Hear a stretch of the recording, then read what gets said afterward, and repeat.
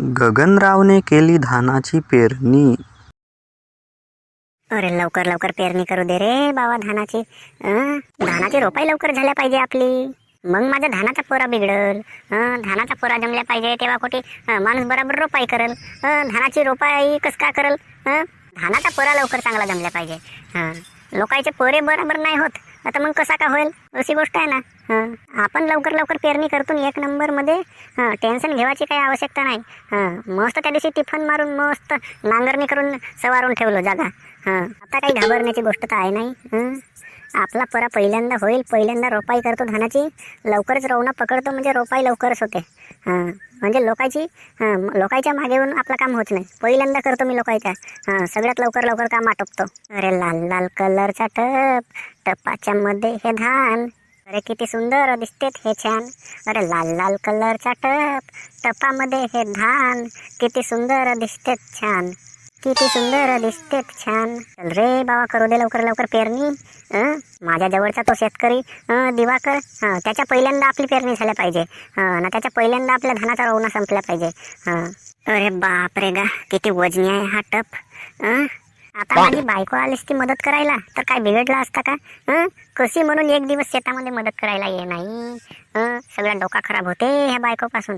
चल रे बाबा आपल्यालाच लवकर लवकर पेरणी आटोपू दे आणि निघू दे घरी.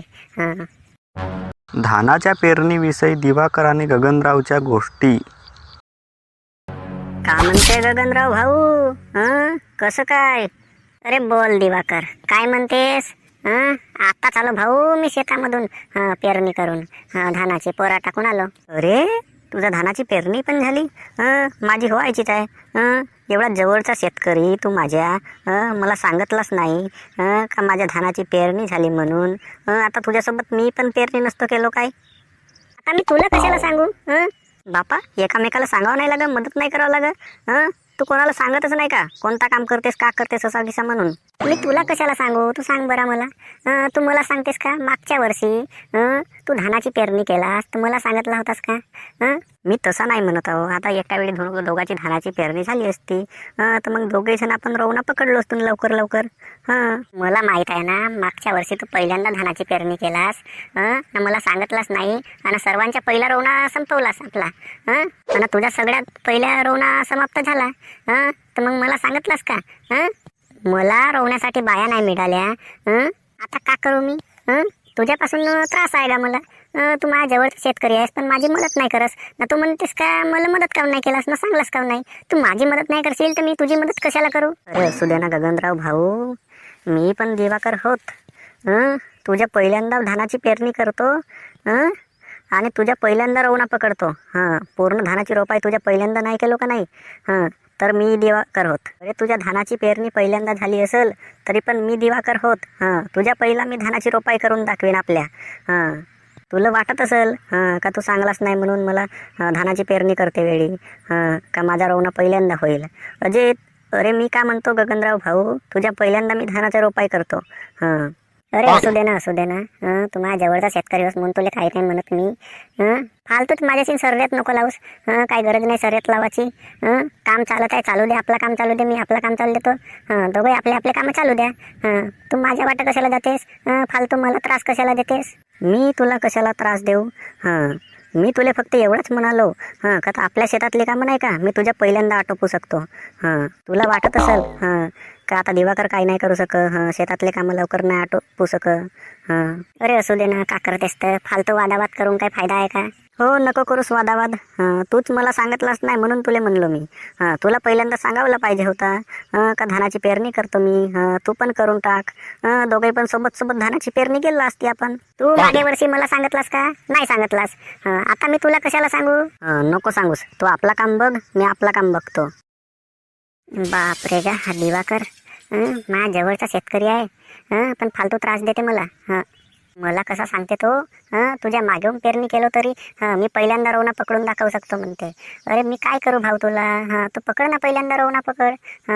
फालतूच त्रास देते. आपल्या वेळी मला सांगितलं नाही का धानाची पेरणी केलं म्हणून मागच्या वर्षी, आणि आता मला म्हणते का तू धानाची पेरणी केलास तर सांगितलंच नाही. अरे मी कशाला सांगू धानाची पेरणी केलं म्हणून. मागच्या वर्षी त्याला नाही सांगितलं म्हणून मी आता ह्या वर्षी त्याला नाही सांगितलं का मी धानाची पेरणी केलं म्हणून.